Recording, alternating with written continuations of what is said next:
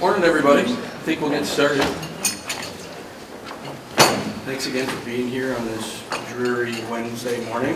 A couple of things before we get going into the meat of the agenda. The meeting today will be quite a bit shorter today.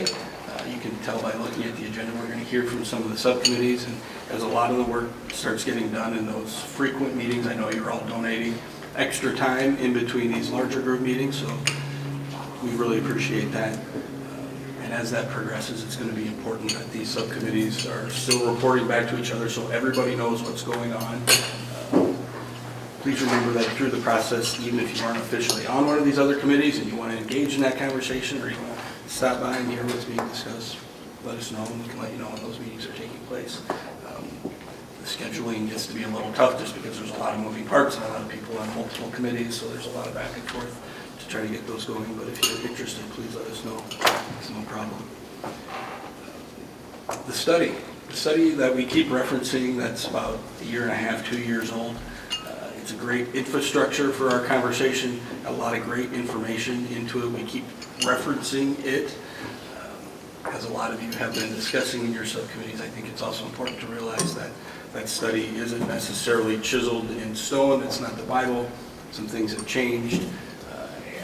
It's okay to question some of the assumptions that are in that study. And I know that some of you will talk about that yet this morning. And then just a reminder of the timelines that we are still on the timeline to try to have our final recommendations to the mayor's office in sometime in August, leaving our last full meeting in July. So that's coming up quickly, which is why so many of you are working so frantically in between meetings. So again, appreciate that. Ryan, anything you want to cover? The only thing I'd add is just to thank you all again for your service and for the time that you're dedicating to this. And I think as we're going through this process, obviously there's a lot of information to digest, and so we're really, I think, turning the corner of digesting the information and trying to understand what are the facts and what's the lay of the land as we try to develop a recommendation. And I think there'll be a couple groups that'll talk about it a little bit more, but I just encourage you to keep thinking of, what are some of the big picture questions that we need to be asking and seeking public input and feedback on. So I think Eric will be talking about that here in a little bit, but I think we're going to see the velocity of all this increase pretty quickly here. And so thanks for all your efforts and appreciate it. Any general discussion? No rah-rah movements, no motivational speeches? That's fine. Anybody from the public that would like to address the task force this morning?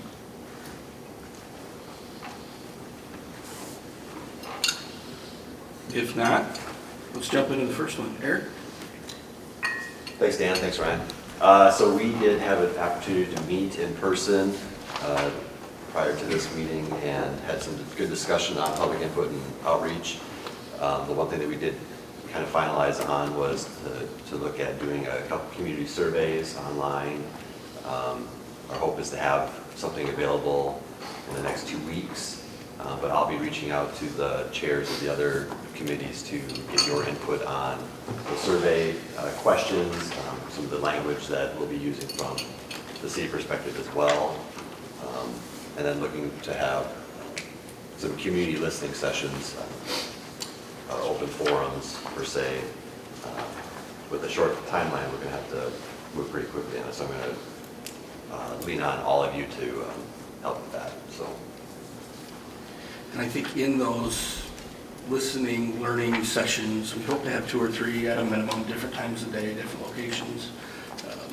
We're probably going to ask for some of the chairs to attend some of those meetings to talk about certain areas of the campus, as well as some city staff resources that are available to help answer some questions as we go through those. We hope to have that schedule firmed up in the next week or two and get it on everybody's calendar. I think the one thing I'd add to it, if you're in terms of the thought process, we're going to be leaning on all of you to help us frame up what do the questions look like, because we're trying to gauge awareness, we're trying to understand what people know about what's going on out here, what the potential options are, and so really there's several buckets, if you will. We've got the arena convention center discussion on options, baseball, and then a larger connectivity public experience piece. And so we'll develop the questions, get a survey out, and take that information and discuss it as a group in the next meeting, and then from there frame up what some of the listening sessions look like, and then go back out with another survey ahead of making a recommendation. And so we're certainly open to any thoughts, suggestions, or feedback on that approach, but we thought that maybe made some sense. So any questions or? Gary? So that first survey is going, I'm asking this just because we're just finishing a strategic plan, and we've been through surveys and surveys and surveys, and how that first one that goes out could really lay some groundwork or perceptions or some thinking out there, and make it either a little more focused or a little more difficult for this committee to work and maybe even find an end process. How and what are you really looking for from that first survey?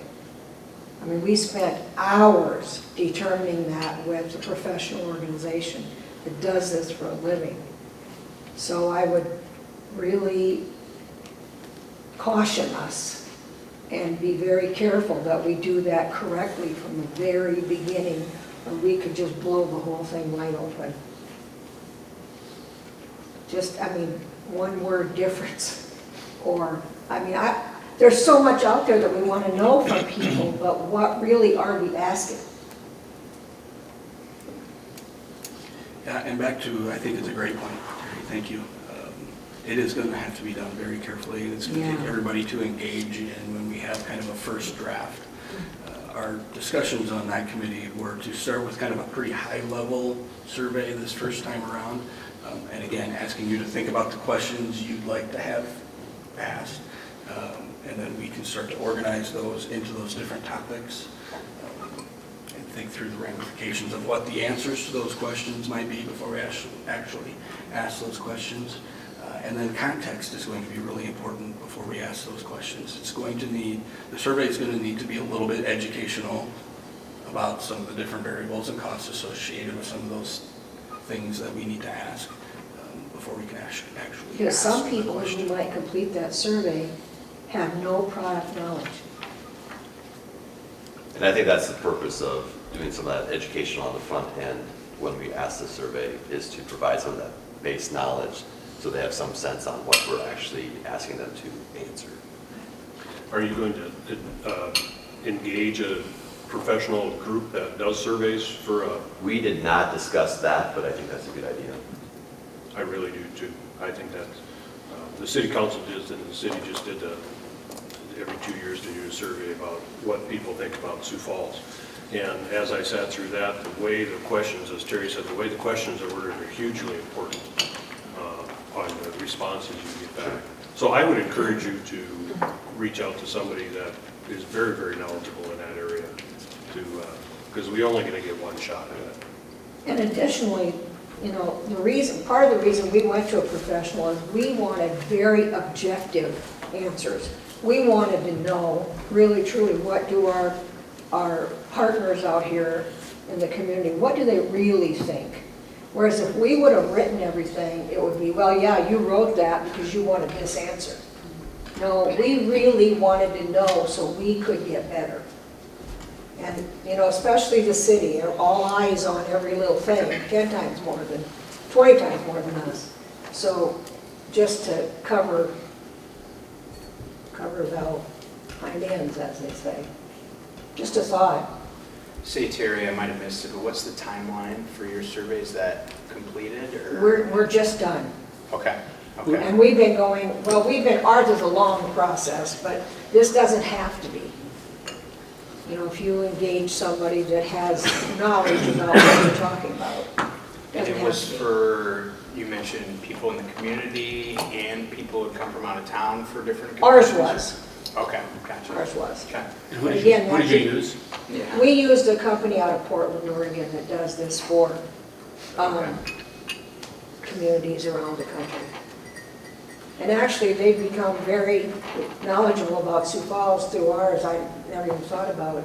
They might be able to do it for you. They did a heck of a job for us.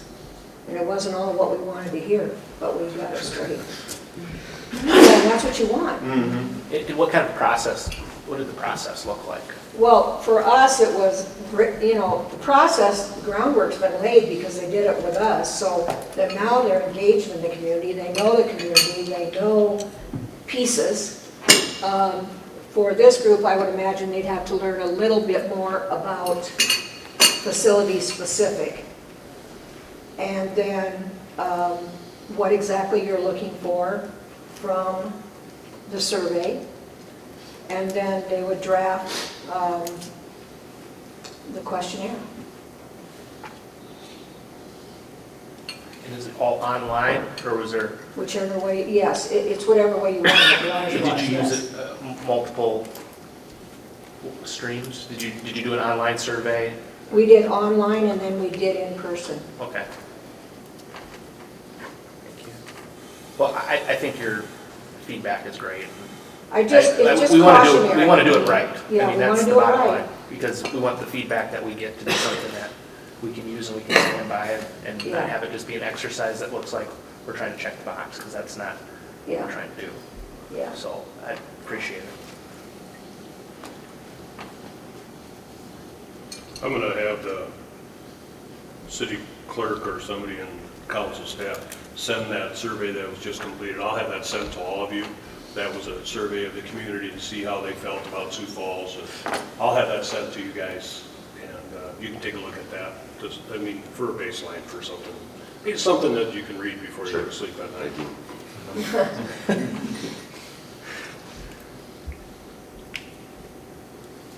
Thank you, Eric. Tony, you want to talk about the convention center and arena a little bit? Absolutely, yeah, we had an opportunity to connect members of that committee, or Orland, Andrea, Eric, Nyberg, Jared, Kurt was able to make it, Tamara, myself, and Ryan and Dan were able to join. And really, we wanted to establish a framework for our work over the next 75 days. We had a short timeline. We know we need to move. Public input's a big component of that.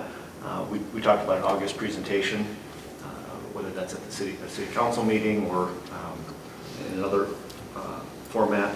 We talked about not only a recommendation, but the potential for recommendations. The reality of fiscal feasibility and just the desire from the community, depending on if this ends up going to a vote. So we want to provide the mayor with potentially a number of options. And what we talked about, we still have a long ways to go. We framed up what we believe is a list of possibilities, and now it's going to stakeholders, our information that's out there, requesting, like Ryan stated, facts, so we can understand what alternatives we can either eliminate or which ones we need to pursue further and ask more questions. Because if you go down the path of asking for all the information on all the alternatives, 75 days is not going to be, 75 days is probably not going to be sufficient. So we talked about deliverables. We talked about the arena really being the linchpin. We've talked about it before, the arena and that decision driving what that looks like for convention center space, that flat floor space. So really wanted to focus on that, knowing that our determination there, recommendation there, will provide a cascade then for what our options are, alternatives are for convention center space. So our next steps really, I would say, is stakeholders. We talked about a few, Ryan. We know we need to engage the city further. Terry, you and your team. Mike, you and your team. And there's a list of others. But we need to putting together now kind of what those needs are from an information standpoint. And then also from a, say, engineering or structural standpoint, what's possible? What are our options? And there's been some work done on that. There is the study. We're putting in 15 to 18 months since that study's been done. So there's numbers in there from a cost standpoint that may or may not be accurate today in 2019, and we want to understand that. We owe it to the taxpayers if we're going to make a recommendation to understand what that looks like. So we'll be working hard on getting some figures as to any recommendation that we do come forth with. What does that look like from an investment standpoint, and how can we communicate a return on that investment to the various stakeholders and to our community as a whole. So, yeah, good discussion, but we got a ways to go. And really a lot of it's driven off the arena and starting there. So, if there's any questions or comments, Ryan, Dan, anything that I missed? I think it's a great recap. I think it's worth remembering that the mayor has asked us to kind of provide a 2040 vision, so some of these recommendations aren't necessarily, we don't know what those recommendations are going to be yet, but they're not all going to be, we got to do all these things within the next 3 years. We need to try to lay out that long-term vision for the campus, and some of those things are likely to happen incrementally at different times, depending on the economy and some variables we just don't know yet that will affect that. I think it's also important to note that the convention center and arena portion of this conversation, like Tony mentioned, is really important and affects all the others tremendously, especially Tom. We have to have a sense for what we're going to do with flat floor space, how much we're going to need, timelines to adding more flat floor space, and where it's going to go, so we can understand how that's going to affect parking and the other needs within the campus, how they are all interrelated. I think the one thing I'd add on from Tony and Dan is that a couple of the groups will be reaching out to both City, Terry, Mike and Jim and your teams, because we've got two different tracks really. It's understanding, what our options maybe cost us compared to what the study says, and then, how do we really quantify the type of business that might be there to support whatever the option might be. And so I think we're pretty curious on diving a little bit further than some of the information that's in the study that's 18 months old, to really just say, okay, what is the base business case, and what type of investment can we support based on that, and all knowing that it fits into a broader plan. But so I just ask you to help us out in this quick time frame as we try to really kind of put this into a model that we're developing. So I don't know if I missed anything. You guys have any questions or thoughts or on that? Thanks. Thanks, Tony. Tom? Thanks, Dan. We have a great group. Kurt, Tony, Andrea, Eric, and myself. We're in this group discussing the baseball subcommittee, and one of the things that I noticed, everybody came in, I thought was really a great quality, with no preconceived ideas about how we were going to handle this or what needs to happen. It was really, the conversations really dealt about information gathering and thinking about what is in the, and this was kind of the primary question, what is in the taxpayer and citizens of Sioux Falls' best interest for the birdcage, and thinking about 2040 and just what are all of the conversations and information we need for that. We talked about, we need input from a bunch of entities, and we talked a lot about the public input portion of this, which includes the part of that survey, and we know that we need to get jumping on that. And I'm going to just ask our team again to think of the questions, and let's get those put together as soon as possible, because that needs to get out, because we too feel that the timeline is tight and we need to get busy with that and gathering those questions. So I'll remind our subcommittee about that. The other groups we want to hear from and invite them to come talk to our subcommittee are the Sports Authority, We'd love to hear from baseball, whether that's all of the youth programs, Legion, college, amateur. We want to extend an invitation to make sure we're gathering what their needs or concerns or just thoughts are. City planning, city finance, Canary's ownership, and any other relevant third parties we may not understand yet, but we want to make sure we're leaving the door open. We discussed the following variables, which include what would it take to improve the birdcage. We realize there's some deficiencies now. The study, which we appreciate your comments, we need to make sure that this is accurate and up to date. It's a little bit old already. The study identifies $2.5 million in improvements. What's been done, what still needs to be done, and what does that really get us? And what does that get us thinking of 2040 in terms of all of the economic impacts? So what are those numbers? Verify the city's annual losses. We know that the city's operating at a loss right now. The latest information identifies about $230,000 or a little more per year. We want to make sure we understand that. What does that really mean? We want to talk about the economic impact of the stadium. We realize that, how it operates isn't the full picture. We need to understand what it really generates to the city of Sioux Falls and to the taxpayer. We also discussed the master plan needs for the event center. We want to make sure that we're not operating on an island like some. I think everybody understands this. So, what's best for baseball in Sioux Falls, and what's we want to make sure we're understanding that. What would it cost? Nobody is recommending tearing down the baseball, but in order to give a full picture of what the cost would be, we need to understand what it would cost to potentially raise that, to improve this, to keep it as it is. We want all of the impact information. And we discussed the needs and work with conjunction with all of the other task force that we discussed. And I think for the record, we also wanted to note that, we're a bunch of baseball fans. We think this is a baseball town. And we're excited to see kind of the future of baseball in Sioux Falls. And then one last note I would add is the subcommittee is going to get together and go to a Canary's game and make sure that we are participating in the experience and really understand how it's working from an operation standpoint. So it'll be a fun evening out for us. Everybody in the group. Absolutely. Yeah, for sure. See what's going on. And if anybody else has, if I'm off track here, please add in. It's a great summary, Tom. Thank you. Customer experience and connectivity. We don't have a chair for that yet, so Ryan and I, if I talk about it in third person, maybe it'll be easier. We're going to kick off that committee in the next week or two.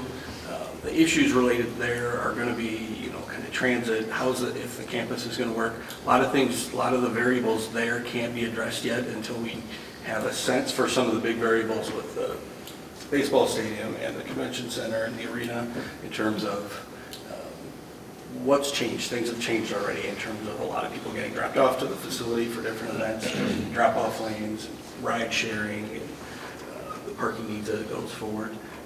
And then the connectivity, we talked about, Ryan and I talked a little bit about the different groups we know we need to talk to right away. We know we need to talk to Mike and his team about the customer experience side of things. We also need to talk to Jason at the city and the task force he has going with public transit and how that might play a role in this conversation as well. Anything I missed there? I think so. I think in terms of the outreach to the SMG team, I know you guys acquire some really good survey data from the customers that come through, and to the extent we can lean on you to use some of that and identify some trends that might be helpful as we're trying to frame up some potential solutions, I think it'd be pretty helpful. So, yeah. So next steps and timelines, we kind of talked about this a little bit already with the short time frame to try to wrap this up. I think it's important that we continue to operate under the assumption that we need to have our final recommendations done by July. If we get down a little further down the road and that's just not feasible, we can readdress that timeline issue. But as of now, let's continue to operate like July, and it very well could be our very last full committee meeting. The survey questions, again, if you have some or you're thinking about some, start sending them to Eric now, because again, it's going to take us a while to get through them, organize them, figure out the educational component to that, potentially engage an outside resource to help form it all up, so they have a real good handle on that. It's probably the biggest priority right now, is getting that survey out. TJ, anything we are forgetting you'd like us to cover today? No, I think you guys covered it pretty well. One thing I'd add, we talked about whether it's customer experience connectivity or just the master plan is engaging the school district to understand future plans across the street with their central services facility and what opportunities there are to look at. Sure. Look at that. And I think we should look at that last one as kind of a titled customer experience and connectivity, but let's assume it's kind of the catch-all for things that don't fit in some of those other buckets real well. One of the things I've been thinking about from our very first tour was you guys talking about the dramatic lack of storage space on site. There needs to be a long-term solution to that, and that needs to fall in this plan somewhere and in one of these buckets. So things like that, let's make sure we're not forgetting about and keeping on the list.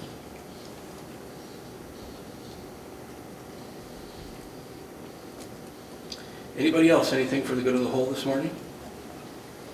Yes, ma'am. Can I add to the customer experience and connectivity to also have the police, we can have some conversations with them as far as issues that they see when people It's a are great leaving idea. in mass. It's a great idea. I think traffic engineering could probably help out with that also. Who do we talk to there? Heath Hofteaser. One more time. I know Heath Hofteaser. He does have some plans for this area for traffic control, some new technology that he would like to test out here. So Great. just some timing on lighting and so forth, the signals. I know he's working with some of that stuff already. Great suggestions. I would just like to, this is a big bite, and it's a big meal. And if we can't get it done, I guess we can't get it done by August. I'd rather have it done, personally, I'd rather have it done right than half-ass it. So I would say, let's do the right things, and let's make sure it's done. Let's still shoot for the right timetable, but let's get the right product done.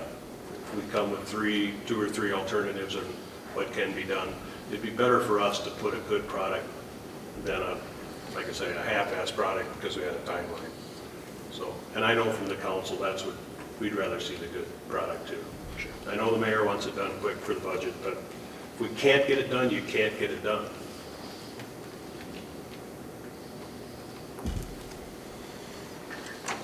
Getting some of these ideas of other people we should talk to, like the police and traffic, reminded me that I wanted to mention that part of the public surveys that I think is really important is, even though we're spending a lot of time identifying the different variables with different parts of the campus, and assuming we have those all identified, we might be wrong. There might be an idea floating around out there from somebody else that's kind of watching from the sidelines that gives them an opportunity to engage. So.